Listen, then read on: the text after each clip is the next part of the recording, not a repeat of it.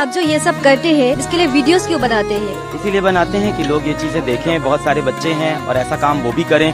मैं अकेले कितनी ही प्रॉब्लम सॉल्व कर लूँगा, भले ही मेरे पास हज़ारों करोड़ हूँ, मैं कितने ही लोगों की मदद कर पाऊँगा। ये वीडियो देख के बहुत सारे बच्चे मोटिवेट होंगे, वो भी आएँ, 50-100 रुपये की वो भी मदद करें और ये एक पूरा मूवमेंट हो जो फैल जाए। देखिए एक आदमी से नहीं होगा, जब ये मूवमेंट बनेगा ना पूरे देश भर में, तब मुझे लगता है मैं शायद कुछ 1-2% बदलाव ला पाऊँ। असम आने के बाद मुझे जो एहसास हुआ ना कि फिजिक्स वाला बना के मैंने जो भी किया था, यहाँ लोगों की मदद करके जो खुशी मिली है, मेरी माँ ने मुझे फ़ोन करके जो बोला है कि इतनी खुशी कभी नहीं मिली अलग, मतलब तुम कितने ही बच्चों को पढ़ाओ, तो मैं तो अब जीवन भर यही करने वाला हूँ। तो अगर आपको सच में मुझे सपोर्ट करना है तो आप भी अपने आसपास ये काम करो और जितना भी 50 रुपये का हेल्प कर दो।